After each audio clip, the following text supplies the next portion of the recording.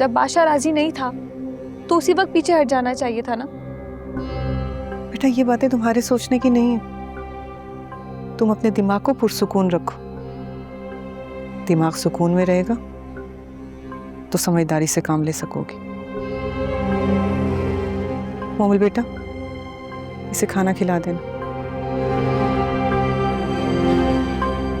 और हाँ, नींद की गोलियां पड़ी, याद से इसे खिला देना।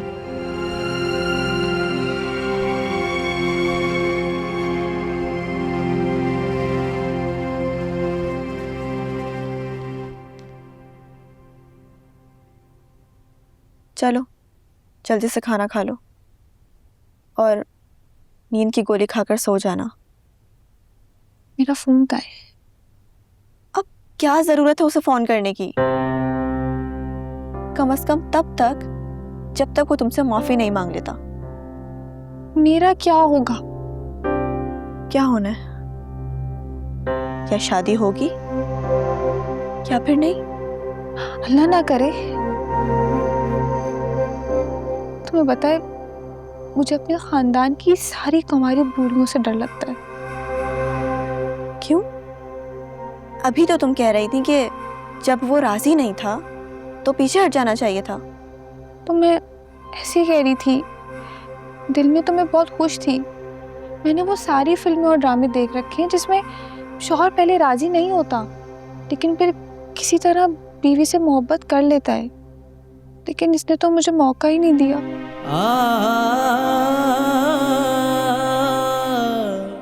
नहीं बादशाह का दारी नहीं, मैं भी बस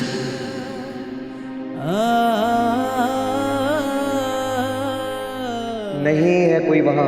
अच्छा आप जिद कर रहे हैं तो मैं देख के आता हूं। मैं देखता हूँ, मैं कुछ पे यकीन नहीं है आपको, मैंने कहा मैं देख के आता हूं।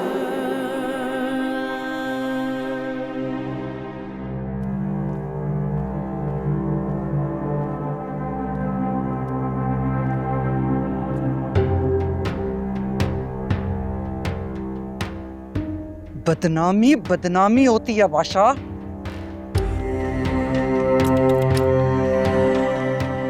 मैं तो समझती थी सिर्फ बेटियां सर झुका सकती हैं। मुझे क्या पता था अगर किस्मत में सर का झुकना लिखा हो तो बेटे भी ये काम बहुत अच्छी तरह कर सकते हैं। जब सब कुछ अच्छे से चल रहा था, मेहंदी लग रही थी, सब खुश थे, फिर यकायक ऐसा क्या तूफान आया कि सब तहस नहस करके रख दिया।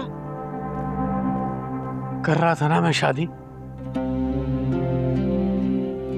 रो रो के माना लेकिन मान गया। कर रहा था ना शादी, ये सोच के कर रहा था कि वो मुझे आइंदा नहीं मिलेगी। लेकिन आप दोनों को शायद नजर नहीं आ रहा कि किस्मत हमारे लिए कुछ और तय करके बैठी है। आपका दिया वक्त खत्म हो गया, लेकिन अम्मा पप्पू की चादर नहीं पार कर सका मैं। इसीलिए वापस आ गया कि उन्हें उनकी बेटी मिल जाएगी। और देखे हम दोनों को मिल गई। उन्हें उनकी बेटी मिल गई और मुझे मेरी मोहब्बत।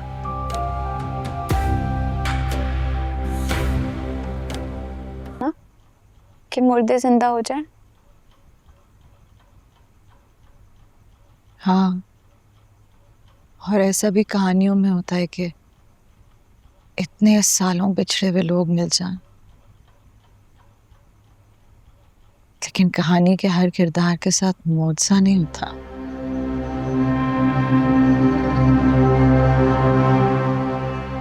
बाबा अपनी लाश लाए थे यहाँ तक, आपको उनका चेहरा देखना नसीब नहीं हुआ।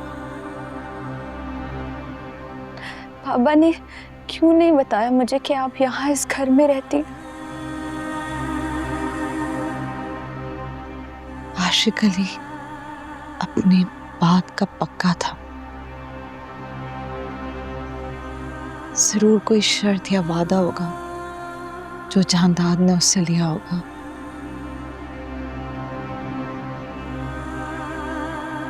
वो इतने जालिम क्यों है अम्मा?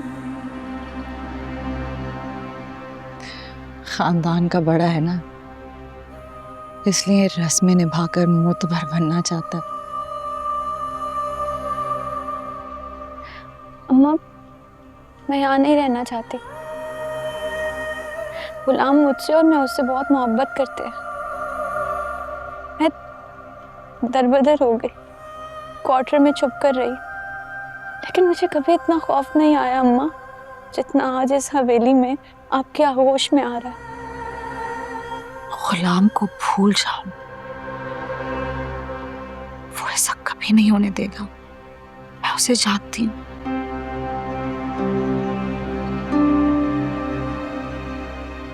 वो तुम्हारी मोहब्बत में बदल चुका है।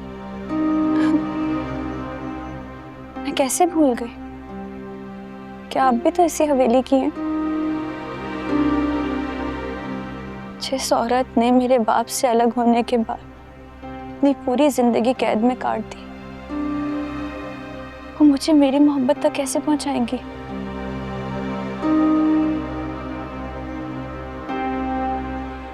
मुझे ऐसा क्यों लग रहा है अम्मा कि मुझे आपके साथ इस कमरे में कैद काटनी पड़ेगी? अम्मा फुप्पो नहीं हूं मैं। अम्मा फुप्पो नहीं हूं मैं जो मैं 22 साल कमरे में खुद को कैद कर लूंगा। और ना ही मैं सिकंदर अली हूं जो खुद को मार दूंगा। चांदाद मीर अली का बेटा हूं, ऐसे कैसे हार मान लूंगा?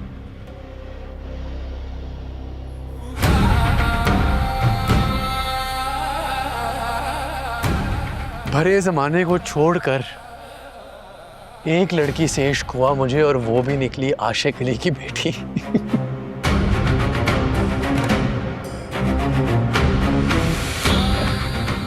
कितनी अजीब बात है ना ये बाबा।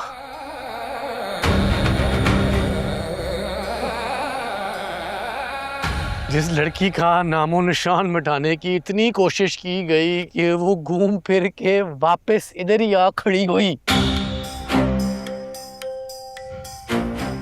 बेहतर यही होगा कि आप लोग सरेंडर कर दें, दोनों।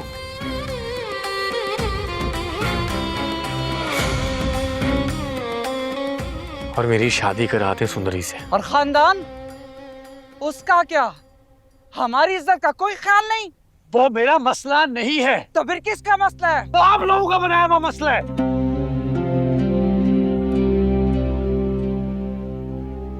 इस खानदान की रिवायात मेरा मसला नहीं है, मैं नहीं मानता हूं उन्हें।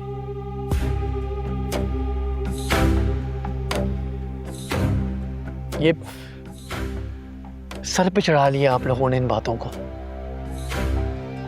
मेरे लिए इंपॉर्टेंट नहीं है ये खानदान की रिवायात, ये पुराने तौर तरीके। क्या गुनाह किया था अम्मा पप्पो ने? क्या गुनाह किया था? प्यार किया था तो क्या हुआ? किसी से प्यार हुआ, उससे निकाह कर लिया, इसमें क्या गुनाह है? और जो आपने किया, जबरदस्ती उनका तलाक कराया, वो गुनाह नहीं है? वो नजर नहीं आया? कुरान शरीयत किसी में पाबंदियां नहीं है, लेकिन इस खानदान ने इतनी पाबंदियां बनाई हुई हैं।